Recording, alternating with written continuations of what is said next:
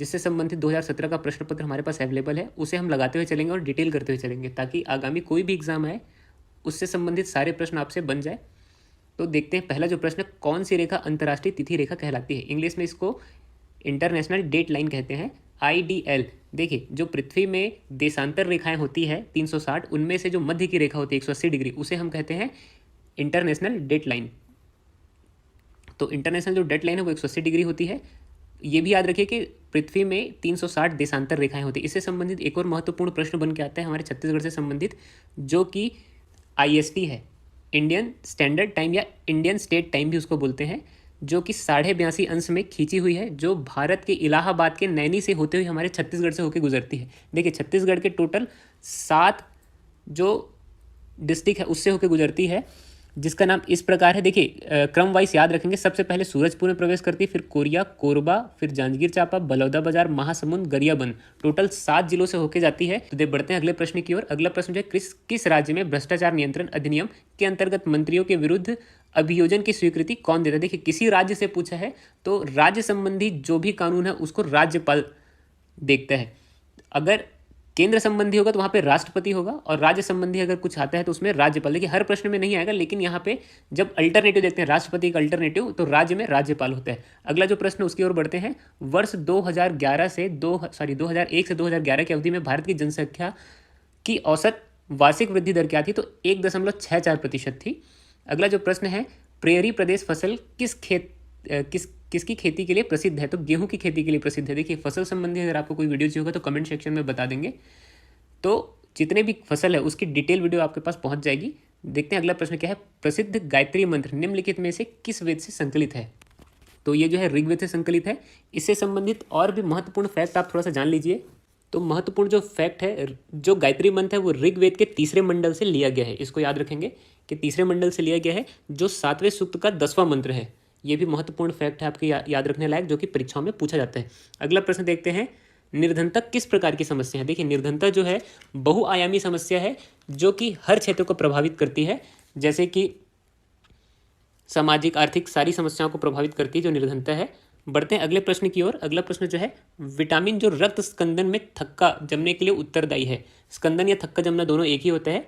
तो जो विटामिन के है, विटामिन के रक्त में थक्का जमने के लिए उत्तरदायी होता है। इसमें ऑप्शन नंबर सी है, केवल तीसरा आएगा। अगला जो प्रश्न उसको देखते हैं, छत्तीसगढ़ राज्य के निम्नलिखित में से किस स्थान पर प्रतिवर्ष चक्रधर समारोह आयोजित किया जाता है? देखिए, प्रतिवर्ष जो चक्रधर जो समारोह है वो रायगढ़ में आयोजित किया जाता है, जो कि राजा चक्रधर से संबंधित है। इसको भी आप याद रखिए। अगला जो प्रश्न उसको देखते हैं, निम्नलिखित में से किस स्थान पर गौतम बुद्ध ने अपना प्रथम उपदेश दिया था? ये बहुत महत्वपूर्ण प्रश्न है, क्योंकि हर साल ये कई साल ये पूछा गया है और कई एग्जाम में आते ही रहता है। तो इसका ऑप्शन नंबर सी आएगा, सारनाथ में। देखिए, इससे महत्वपूर्ण फैक्ट ये निकल के आता है कि जो सारनाथ में दिया गया पहला जो गौतम बुद्ध द्वारा उपदेश है, उसे धर्मचक्र परावर्तन नाम से जाना जाता है। इसके अलावा कई जो UPSC के एग्जाम है या UPPSC के एग्जाम है, उसमें कभी कभी सारनाथ ना होकर के काशी या वाराणसी ऑप्शन में रहता है। तो ये भी ऑप्शन सही है, लेकिन अगर सारनाथ ऑप्शन में, तो ये सबसे ज़्यादा सही उत्तर इसी को माना जाता है। अगला जो प्रश्न उसको देखते हैं, प्रति व्यक्ति आय का सूत्र क्या है? प्रति व्यक्ति आय का सूत्र सकल घरेलू उत्पाद, ऑप्शन नंबर ए, प्रति व्यक्ति आय इज इक्वल टू सकल राष्ट्रीय उत्पाद अपॉन जनसंख्या। ये सही उत्तर है। अब देखते हैं अगला प्रश्न क्या है। IFA शील्ड प्रतियोगिता में निम्नलिखित खेल से संबंधित है? तो देखिए, IFA का फुल फॉर्म होता है इंटरनेशनल फुटबॉल एसोसिएशन। तो यह फुटबॉल से संबंधित होगा, क्योंकि इसका अगर आपको फुल फॉर्म पता है तो आप आसानी से इसका आंसर लगा सकते हैं। बढ़ते हैं अगले प्रश्न की ओर। भारत सरकार का क्षेत्रीय संपर्क योजना किस उद्देश्य से संबंधित है? तो क्षेत्रीय संपर्क दरअसल संपर्क जोड़ने से संबंधित है। तो इसको हम भारत में जो हवाई पत्तन है उसको जोड़ने से संबंधित योजना है। दरअसल ये बहुत पुरानी योजना है, तो ये शायद एग्जाम में अब ना आए।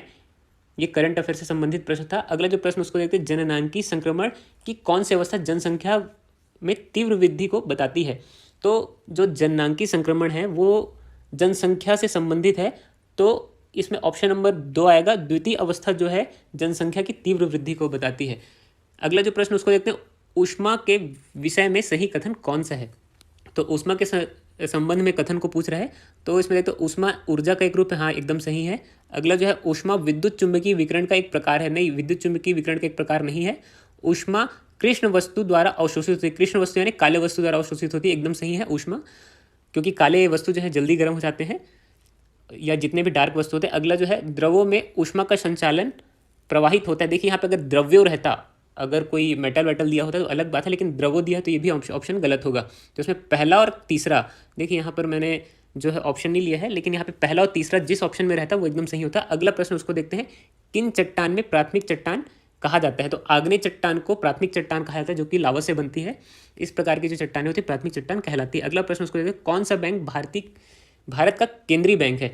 तो अगर आपको केंद्रीय बैंक के बारे में जानकारी नहीं है तो आप अपने पर्स से सबसे पहले नोट निकालिए और देखिए उस नोट में सबसे ऊपर क्या लिखा हुआ है। तो उस नोट में सबसे ऊपर लिखा हुआ भारतीय रिजर्व बैंक। तो हमारे देश का जो केंद्रीय बैंक है वो भारतीय रिजर्व बैंक है। इसे बैंकों का बैंक भी कहते हैं और बैंक कंट्रोलर भी कहते हैं, यानी बैंक को कंट्रोल करके रखता है। ये जो है मॉनेटरी पॉलिसी भी रिवील मतलब बनाता है। तो ये आप बिल्कुल याद रखिए कि भारत का जो केंद्रीय बैंक है वो भारतीय रिजर्व बैंक है। कई लोग स्टेट बैंक को भी मार कर जाते हैं, तो ये बिल्कुल गलत है। अगला प्रश्न उसको देखते हैं, गल्फ स्ट्रीम किस महासागर में है? देखिए गल्फ स्ट्रीम सामान्य सी बात है कि गर्म जलधारा को गल्फ स्ट्रीम कहते हैं। तो गल्फ स्ट्रीम जो है याद रखिए कि ठंडे जगहों से संबंधित होगा। तो अटलांटिक जो महासागर है वो गल्फ स्ट्रीम उससे संबंधित है। देखिए गल्फ स्ट्रीम के बारे में थोड़ा सा आप समझ लीजिए। उत्तरी अंध महासागर में प्रवाहित होने वाली जो गर्म धारा है, गर्म जलधारा, उसे हम गल्फ स्ट्रीम कहते हैं। गल्फ स्ट्रीम जो है मैक्सिको की खाड़ी से उत्पन्न होती है, इसलिए इसे कभी कभी मैक्सिकन खाड़ी गर्म जलधारा भी कहते हैं। ये जो जलधारा है वो उत्तर अमेरिका के पूर्वी तट एवं यूरोप के पश्चिमी तट का तापमान बढ़ाती है। तो गल्फ स्ट्रीम के बारे में एकदम मोटा मोटी याद रखिए। और इसमें ये भी देखिए कि जो व्यापम है वो इंटरनेशनल क्वेश्चन भी उठाता है। तो यहाँ पे आप बिल्कुल कंफ्यूज नहीं होंगे कि हमारे देश के ही प्रश्न आएंगे। दरअसल जो अंतर्राष्ट्रीय प्रश्न है उसको भी लेकर के आता है। अगला जो प्रश्न उसको देखते हैं, सामान्य शरीर का तापमान केल्विन स्केल में कितना होता है? तो अगर 310 होता है, 310 केल्विन होता है हमारे शरीर का सामान्य ताप। और डिग्री सेल्सियस में अगर पूछता है तो 37 डिग्री सेल्सियस। और अगर फ़ारेनहाइट में पूछता है तो 98.6 फ़ारेनहाइट। देखिए 37 degree is equal to 98.6 Fahrenheit is equal to 310 kelvin. तो ये तीनों का जो मान है समान होता है। तो हमारे शरीर का जो तापमान होता है वो 310 केल्विन होता है। बढ़ते हैं अगले प्रश्न की ओर। प्रसिद्ध क्रांतिकारी सूर्यसेन निम्नलिखित में से किस घटना से संबंधित है? तो सूर्यसेन जो है चिटगांव शस्त्रागार छापामार से संबंधित है, इसको याद रखेंगे। और इनका एक और नाम प्रचलित था जिसे मास्टरदा कहते हैं। दरअसल मास्टरदा इन्हें इसलिए कहा गया क्योंकि ये गुरुजी थे। और ये जो है 18 अप्रैल 1930 में चिटगांव शस्त्रागार में जा करके वहाँ लूट लेते हैं, या छापामार इसको बोलते हैं, जो छापामार जो कि अंग्रेजों को होता है। और इनके द्वारा जो एक आर्मी बनाई गई थी जिनका नाम था इंडियन रिपब्लिक आर्मी, इन्हें 1934 में इसके कारण इनको फांसी दी जाती है। तो ये भी याद रखेंगे 1934 में इन्हें फांसी दे दी गई थी। अगला जो प्रश्न उसको देखते हैं, निम्नलिखित में से किसने वर्ष 1913 में संयुक्त राज्य अमेरिका में गदर पार्टी की गठन किया था? देखिए लाला हरदयाल जो है गदर पार्टी का विदेश में जाकर के गठन किए थे, इसको भी याद रखिए, जो विदेश में बनने वाली पार्टी थी। तो ये प्रश्न अक्सर आते रहता है पेपर में, मोस्ट इंपॉर्टेंट प्रश्न है। अगला जो प्रश्न उसको देखते हैं, निम्नलिखित में से क्या सही नहीं है? तो सही नहीं है उसको पूछा। कई लोग हड़बड़ा करके सिर्फ सही तक पढ़ते हैं और आगे ऑप्शन पढ़ने लगते हैं। तो प्रश्न को एकदम आराम से पढ़िए और आराम से उत्तर लगाइए। तो इसमें क्या सही नहीं उसको पूछा, राष्ट्रपति लोकसभा को संबोधित एवं संदेश भेज सकता है, हाँ एकदम सही है। राष्ट्रपति राज्यसभा को संबोधित एवं संदेश भेज सकता है, ये भी एकदम सही है। राष्ट्रपति दोनों सदनों को संबोधित और संदेश भेज सकता है, दोनों सही है। और डी जो है, राष्ट्रपति किसी एक सदन को संबोधित करता है एवं संदेश भेज नहीं सकता। तो ये ऑप्शन नंबर डी है वो एकदम गलत है, यानी इसमें ऑप्शन नंबर डी आएगा। अगला जो प्रश्न उसको देखते हैं, दीपेश सिन्हा किस खेल से संबंधित है? तो वॉलीबॉल से संबंधित है, इसको याद रखेंगे बिल्कुल। अगला जो प्रश्न उसको देखते हैं, 9वीं अनुसूची में सम्मिलित किस विषय को किन आधारों पर सर्वोच्च न्यायालय में न्यायिक पुनरावलोकन के लिए चुनौती दी जा सकती है? देखिए जुडिशरी रिव्यू बहुत महत्वपूर्ण होता है और ये दरअसल थोड़ा सा बड़ा चैप्टर है, इसलिए इसको मैं इसमें समझा नहीं रहा हूँ। लेकिन अगर आपको लगता है कि संविधान का जुडिशरी रिव्यू को समझाना है तो बिल्कुल, अगर कमेंट्स ज़्यादा होंगे इससे संबंधित तो जुडिशरी रिव्यू का भी वीडियो बिल्कुल आएगा। तो इसमें देखते हैं, भूमि सुधार अधिनियम के लिए नहीं, इसके लिए जुडिशरी रिव्यू नहीं ले सकते। आधारभूत ढांचे के लिए, मौलिक अधिकार के लिए ले सकते हैं और आधारभूत ढांचे के लिए। तो इसमें जहाँ पर ऑप्शन नंबर 2 यानी ऑप्शन नंबर सी आएगा, इसमें 2 और 3 दोनों। देखते हैं अगले प्रश्न की ओर, विजयनगर साम्राज्य के पतन का प्रमुख कारण निम्नलिखित में से कौन सा था? तो देखिए यहाँ पे ये भी बहुत महत्वपूर्ण प्रश्न है। विजयनगर साम्राज्य का जो पतन का कारण था वो तालीकोटा का युद्ध, जिसको हम बोलते हैं राक्षसी तंगड़ी का युद्ध भी बोलते हैं। दरअसल 1965 ईस्वी में विजयनगर साम्राज्य और बहमनी साम्राज्य के बीच जो युद्ध हुआ था उसे हम बोलते हैं तालीकोटा का युद्ध, जिसमें विजयनगर साम्राज्य की हार हुई थी और यहाँ से उनका पतन स्टार्ट हो गया था। तो ये भी बिल्कुल याद रखेंगे, तालीकोटा का युद्ध या राक्षसी तंगड़ी का युद्ध भी बोलते हैं इसे। अगला जो प्रश्न उसको देखते हैं, पूनाराम निषाद कौन सी शैली के पंडवानी गायक है? तो ये वेदमती के पंडवानी गायक हैं, इस शैली के। अगला जो प्रश्न उसको देखते हैं, छत्तीसगढ़ राज्य का प्रथम मराठा शासक निम्नलिखित में से कौन सा था। तो जब मराठा शासन स्टार्ट हुआ तो सबसे पहले बिम्बाजी भोसले इन्होंने शासन किया था, जो कि प्रत्यक्ष शासन था। उसके बाद फिर सूबा शासन स्टार्ट हुआ था। देखते हैं अगला प्रश्न जो है, प्रयाग प्रशस्ति में निम्नलिखित में से किस गुप्त सम्राट की उपलब्धियों की उत्कर्ष है। दरअसल यहाँ पे समुद्रगुप्त आएगा। समुद्रगुप्त के बारे में इसमें बताया गया है प्रयाग प्रशस्ति अभिलेख में। अगला जो प्रश्न उसको देखते हैं, यदि दो दर्पण के मध्य 90 अंश का कोण हो तो प्रतिबिंबों की संख्या कितनी होती है। तो देखिए, इसको ज्ञात करने के लिए एक सूत्र होता है, 360/90 -1, ये सूत्र होता है। तो ये 4 बार में कटेगा और ये -1, तो 4 - 1 होता है। तो 4 - 1 = 3। तो ऑप्शन नंबर बी एकदम सही होगा। ये सूत्र को आप याद रखिए ताकि आपको आगे एग्जाम में बन जाए। अगला जो प्रश्न उसको देखते हैं, किन्हीं अपरिहार्य परिस्थितियों के कारण सांसद उपराष्ट्रपति का निर्वाचन न कर सके तब क्या होगा। तो ये प्रश्न बहुत महत्वपूर्ण है और इससे संबंधित बहुत प्रश्न बनते हैं, जिसको मैं बताता हूँ। पहले इसको देख लेते हैं। नए चुनाव तक उपराष्ट्रपति पद रिक्त रहेगा, एकदम गलत है। वर्तमान उपराष्ट्रपति उनके उत्तराधिकार के पद ग्रहण करने तक पद पर कार्य करेंगे, एकदम सही है। क्योंकि अगर जब तक उपराष्ट्रपति नए नहीं आ जाते तब तक पुराने जो उपराष्ट्रपति हैं वो कार्य करेंगे उनके कार्यभार के रूप में। तो इसमें एक और प्रश्न ये बनता है, अगर राष्ट्रपति पद रिक्त है तो चुनाव अगर हो या राष्ट्रपति का, तो उस समय कौन उनका कार्यभार लेगा, तो उपराष्ट्रपति, इसको याद रखेंगे। और अगर उपराष्ट्रपति भी नहीं है तो सर्वोच्च न्यायालय के जो प्रमुख, जो सर्वोच्च न्यायालय के मुख्य न्यायाधीश हैं, वो राष्ट्रपति का पद ग्रहण करेंगे। और अगर वो भी उपस्थित नहीं है तो जो सर्वोच्च न्यायालय में जो वरिष्ठ जो न्यायाधीश होंगे वो राष्ट्रपति का पद लेंगे। ये बिल्कुल आप याद रखेंगे। ये 3 पॉइंट बहुत ज़्यादा जरूरी है। अगर राष्ट्रपति नहीं है तो उपराष्ट्रपति राष्ट्रपति बनेगा, और उपराष्ट्रपति भी नहीं है तो सर्वोच्च न्यायालय के मुख्य न्यायाधीश बनेंगे, और सर्वोच्च न्यायालय के मुख्य न्यायाधीश नहीं है तो जो वरिष्ठ न्यायाधीश हैं वो राष्ट्रपति पद का ग्रहण करेंगे। देखते हैं अगला प्रश्न क्या है। दक्षिण भारत के चोल शासकों में निम्नलिखित में से किस मंदिर का निर्माण कराया था। तो इसको याद रखिए, कई पेपर में पूछ चुका है। तंजौर का वृद्धेश्वर मंदिर जो है चोल शासकों द्वारा बनाया गया था। एकदम पेटेंट क्वेश्चन है, ये तो आते ही रहता है, अक्सर आप देखेंगे। अगला प्रश्न उसको देखते हैं, न्यू मूरा द्वीप किन देशों की सीमा पर स्थित है। तो ये भारत और बांग्लादेश, हम 9वीं 10वीं के आसपास जो सामाजिक विज्ञान पढ़ते हैं भूगोल, उसमें इसके बारे में अक्सर बताया गया। भारत और बांग्लादेश के बीच में न्यू मूरा द्वीप स्थित है। किन परिस्थितियों में राज्यपाल अपने स्वविवेक की शक्ति का प्रयोग करता है। देखिए, इस प्रकार के जो कोर्ट वाले प्रश्न हैं बहुत ही महत्वपूर्ण होते हैं।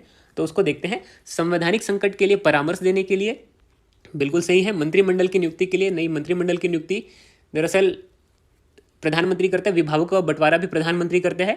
मुख्यमंत्री की नियुक्ति के लिए कर सकते हैं। मंत्रिमंडल की बर्खास्तगी के लिए कर सकते हैं। राज्य विधानसभा का विघटन के लिए। तो ये इससे संबंधित जो भी ऑप्शन आप उसको खोजिए और ऑप्शन में लगाइए। तो इसमें जो है संवैधानिक संकट के परामर्श के लिए तो 1, 6, 5 और 4, तो ऑप्शन नंबर डी आएगा इसमें।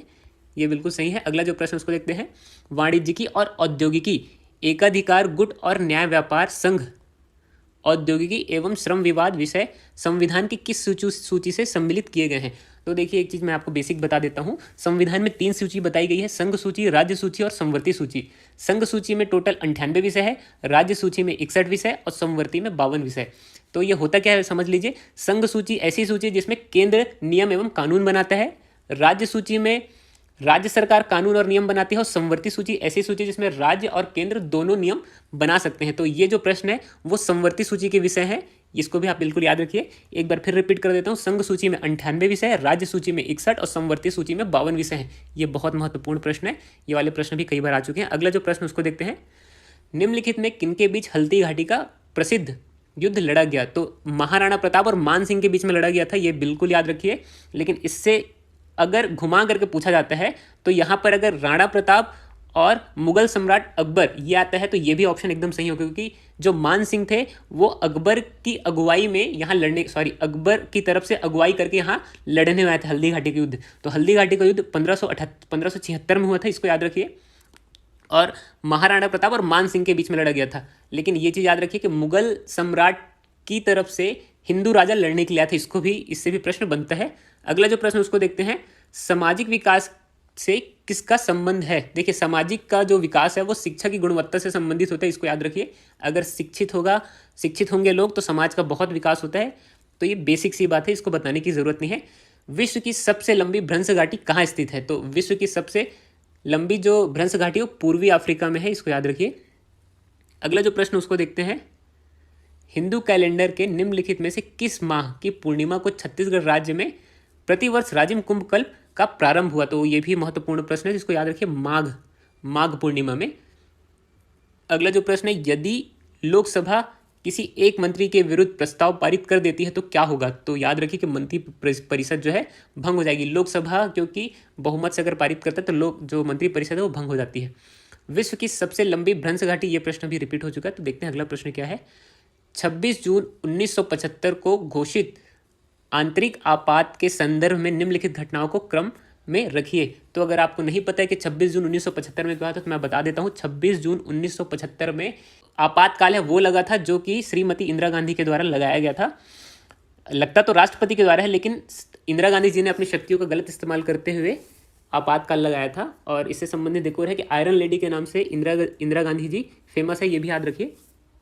तो आपातकाल के संबंध में इसको डिटेल से थोड़ा सा देखते हैं। जब इंदिरा गांधी जी ने आपातकाल लगाया तो सबसे पहले क्या होता है, आपातकाल लगाने के लिए प्रधानमंत्री जो है राष्ट्रपति को सलाह देते हैं। फिर उसके बाद राष्ट्रपति जो घोषणा पत्र रहता है आपातकाल उसमें साइन करते हैं। फिर उसके बाद आपातकाल की घोषणा हो जाती है। फिर मतलब जो मंत्रिमंडल है वो स्वीकृति दे देते हैं। तो 3 4 1 2, तो इसको ऑप्शन देखिए 3 4 1 2 ऑप्शन नंबर बी में है, इसको आप याद रखिए। अगला जो प्रश्न उसको देखते हैं। बढ़ते हैं अगले प्रश्न की ओर। ये वर्ष 2016 में ओलंपिक खेलों में सम्मिलित खेलों की संख्या कितनी थी? तो देखिए ये हमारे लिए उतना महत्वपूर्ण नहीं जितना 2020 में हुए ओलंपिक ज़्यादा महत्वपूर्ण है। तो एक चीज़ याद रखिए कि 2020 के जो ओलंपिक है उसमें टोटल 33 खेल शामिल हुए। अब देखिए 2020 का ओलंपिक मैं बोल रहा हूँ जो कि 2021 में हुए, क्योंकि कोविड जो है वो 2020 में उसके कारण नहीं हो पाया, तो 2021 में था, लेकिन उसे टोक्यो ओलंपिक 2020 ही बोला गया है। तो इसमें आप कन्फ्यूज़ ना होइएगा। टोटल 33 गेम इसमें शामिल थे। और इससे और भी बहुत महत्वपूर्ण जो फैक्ट हैं, जो भारत ने टोटल 4 2 6 1 7 टोटल 7 जो हैं मेडल हमारे देश को ला के दिए हैं भारत के जो प्लेयर्स हैं। और ये अभी तक का सबसे बेहतरीन परफॉर्मेंस रहा है भारत की तरफ से। इससे पहले 6 मेडल लंदन ओलंपिक में हमारे भारत ने जीता था, जिसमें आपको अगर डिटेल से वीडियो ये ओलंपिक का चाहिए तो इसके बारे में मैं आपको प्रोवाइड करा दूंगा, क्योंकि ओलंपिक से संबंधित करंट अफेयर अक्सर एग्जाम में पूछा जाता है। अभी रिसेंट एग्जाम में पूछे गए थे ओलंपिक से संबंधित प्रश्न। तो अगला जो प्रश्न उसको देखते हैं। स्पेन एवं मास्को के मध्य कौन सा जल डमरू स्थित है? तो स्पेन और मास्को के मध्य जिब्राल्टर जल डमरू मध्य स्थित है। देखिए ये जल डमरू क्या होता है इसको समझने के लिए, जैसे कि अगर कोई 2 महासागर हैं आपस में, ये एक महासागर है, दूसरा महासागर है, और ये आपस में अगर किसी पतले से धारा से अगर मिलते हैं या कैनाल से मिलते हैं तो इसे हम जल डमरू कहते हैं। तो इस प्रकार का जो जल डमरू होता है आपस में, जो आपस में 2 महासागरों को मिलाता है, तो इसे हम जल डमरू कहते हैं। तो जिब्राल्टर डमरू के मध्य, मास्को स्पेन के मध्य जो जल डमरू उसको जिब्राल्टर कहते हैं। अगला जो प्रश्न उसको देते हैं। देखिए वीडियो थोड़ी सी लंबी हो रही है, तो इससे संबंधित जो अगले प्रश्न है वो हम अगले वीडियो में डिस्कस करेंगे। और जो भी डिटेल से मैं बताते जा रहा हूँ उसको बिल्कुल याद रखिए, क्योंकि उससे संबंधित प्रश्न बिल्कुल बनते हैं पेपर में। आपको लगता है कि किसी टॉपिक को अगर डिटेल करना है तो उसको कमेंट सेक्शन में बिल्कुल पूछ लेंगे, ताकि मैं उसको डिटेल से बता पाऊँ। कंटिन्यू ये जो सीरीज़ उसको ज्वाइन रखिए, ताकि आपसे सारे प्रश्न बनते हैं। इसी प्रकार से डिटेल हम पढ़ते रहेंगे हर एक प्रश्न को, ताकि उससे संबंधित जितने प्रश्न हैं पेपर में आपसे बने। तब तक के लिए पीस आउट।